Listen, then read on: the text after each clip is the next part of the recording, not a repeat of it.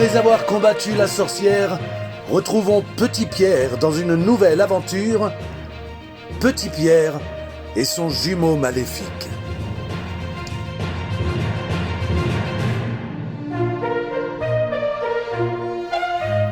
Alors oui, et sans aucun doute, depuis que Pierre avait débarrassé la forêt de la présence de la sorcière, le village vivait autrement mieux.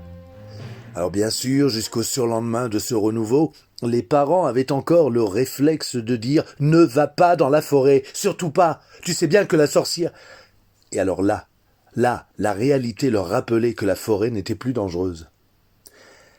Un matin des jours d'après, donc, les pommes avaient peut-être perdu un peu de leur saveur acidulée, mais le jus coulait avec toujours autant de gourmandise sur le menton de Pierre.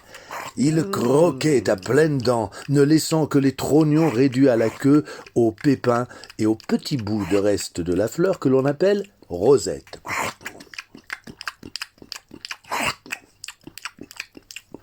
Pierre croquait en toute insouciance donc, sans se douter qu'il était observé. Or, une silhouette reconnaissable entre toutes l'épiait de derrière un fourré, en tout point semblable à celle de la sorcière, et pour cause. C'était sa sœur jumelle, qui avait survolé toute une nuit de pleine lune pour venir se venger de Pierre. Alors elle connaissait sur le bout de ses doigts griffus la confection de potions maléfiques. Elle était chef étoilé.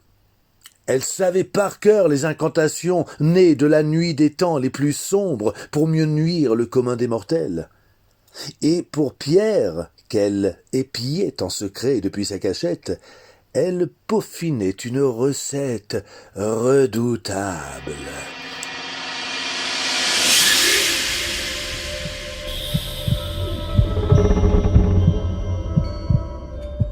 Pour donner vie à un jumeau maléfique, prélever du quidam, un bouton ou deux peaux, un cheveu, une traîne de salive, le plonger dans un mélange de bave de crapaud, poudre de pulpe de corbeau, 3 excréments de chouette séchés au soleil du mois d'août. Portez à ébullition dans une décoction d'urine, de chat, de souris chauves et de moustiques albinos. Laissez infuser 24 heures avant d'ajouter au tout un objet personnel du Kidam.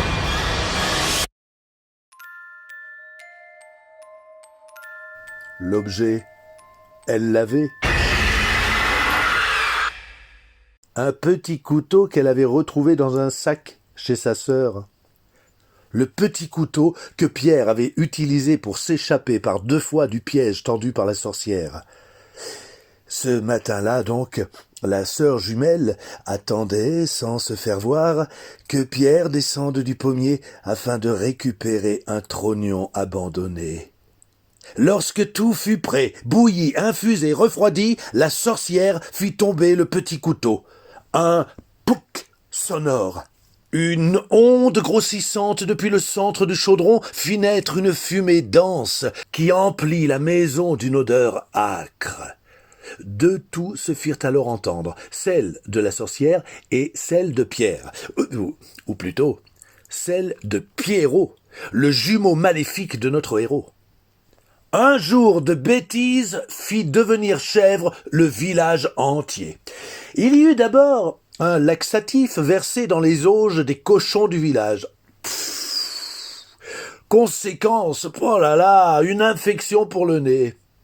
Puis il secoua des kilos de poivre moulu en ce jour de grand vent dans les ruelles. Conséquence, des éternuements qui se répondaient de maison en maison. Et enfin, il sectionna toutes les cordes à linge. Conséquence, grande pagaille pour retrouver son linge éparpillé un peu partout. Sorti de chez lui par les cris des villageois, Pierre crut se reconnaître de dos en voyant un fripon détalé à toutes jambes. Mais il avait surtout été attiré par l'objet que l'autre utilisait pour couper les cordes. Un couteau, semblable en tout point à son couteau. Son petit couteau rouge et jaune qu'il ne retrouvait plus depuis le combat contre la sorcière. Il se mit en chasse, à la poursuite du Pierrot. Connaissant le village par cœur, il a emprunté des raccourcis afin de gagner du terrain sur l'autre. En dévalant à toute allure le passage que l'on nomme passage de l'âne, Pierre déboucha sur la place du pas crotté. Prenant à contresens la fontaine, il se jeta sur Pierrot et le plaqua au sol. Dans le choc, le petit couteau se libéra des mains du fief égarnement, et c'est alors que le sort s'évapora dans un plouc sonore, dissipé aussitôt par une petite fumée noire. Surpris, Pierre finit par desserrer l'étreinte de ses bras qui ne tenaient personne d'autre que lui-même. Il regarda partout autour de lui, hébété, comme s'il répondait aux voix des villageois qui arrivaient en colère de toutes parts, le prenant pour l'autre. Pierre ne pouvait nier avoir coupé les cordes, le petit couteau était à ses pieds. Il préféra donc faire profil bas plutôt que d'expliquer ce que les grandes personnes ne comprendraient jamais de toute façon. C'est la raison pour laquelle, jouant le fripon, qui baisse la tête, il fut bien content d'entendre une villageoise, les bras chargés de son linge retrouvé, dire à l'intention de tous « Oh, c'est un enfant, allez, il faut bien que jeunesse passe !» Alors, bien sûr, ce Pierrot était bien réel, mais peut-être signifiait-il autre chose pour Pierre.